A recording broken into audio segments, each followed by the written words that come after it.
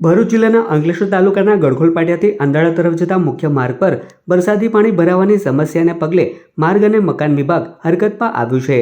માર્ગની બંને તરફ લાંબા સમયથી પુરાઈ ગયેલી ગટરોને ખોદવાની કામગીરી શરૂ કરવામાં આવી છે। ચોમાસા દરમિયાન વરસાદી પાણીનો યોગ્ય નિકાલ ન થતાં માર્ગ પર પાણી ભરાઈ જતા વાહન ચાલકો પારાવાર મુશ્કેલીનો સામનો કરી રહ્યા છે। ત્યારે તંત્ર દ્વારા માર્ગની બંને બાજુની ગટર વ્યવસ્થાની સફાઈ અને ખોદકામની કામગીરી હાથ ધરવામાં આવી છે। ગટરો ખુલ્લી કરી વરસાદી પાણીના ઝડપી નિકાલ માટે માર્ગ બનાવવાની કામગીરી શરૂ કરાતા આગામી વરસાદ દરમિયાન પાણી ભરાવાની સમસ્યામાં રાહત મળવાની આશા જાગી છે। આ તરફ તંત્રની કામગીરીના કારણે આસપાસની સોસાયટીઓમાં પાણી ભરાઈ જવાની ચિંતા સ્થાનિકો વ્યક્ત કરી રહ્યા છે, કારણ કે ગટરમાંથી પાણીના નિકાલની સુવ્યવસ્થિત વ્યવસ્થા ન હોવાની રજૂઆત પણ સ્થાનિકોએ અધિકારીઓને કરી હતી। સદર રસ્તો MDR કક્ષાનો રસ્તો છે અને આ કેનાલની બાજુમાંનો જે મેઇન ગળખોલ પાટિયા સુધી જોઈન્ટ થાય એ રસ્તાની હાલત અત્યંત ગંભીર છે।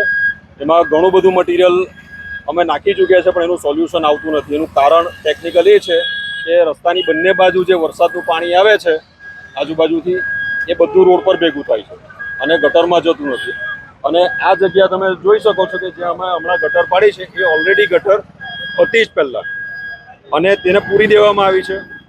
અને સ્થાનિકો કે આજુબાજુવાળાને અમે પૂછતા ખબર પડી છે કે જે અહીંના જે સરપંચ છે ને એમના દ્વારા પુરાવવામાં આવી છે, એના લીધે આ બધું પાણી અહીંયા ભેગું થાય છે અને ખાડાનું નિર્માણ થયું છે અને એની આગળ પણ મોટા મોટા ખાડા પડી ગયા। એનું ટેકનિકલ મૂળ કારણ એ જ છે કે પાણી ભરાઈ રહ્યું છે, પાણીનો કોઈ નિકાલ નથી।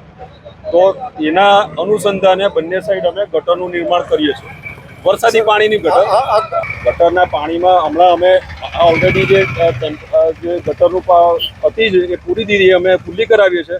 અને આ તમે હમણાં જોઈ શકો છો, આ જે ખાડો છે ત્યાં પણ એક પાઇપલાઇન નાખેલી છે, ત્યાંથી પાણી જવાનો રસ્તો ઓલરેડી હતો, એ સિસ્ટમ પહેલેથી જ હતી, એ જ અમે ખુલ્લી કરાવીએ છીએ, બીજું કશું નવું કરતા નથી।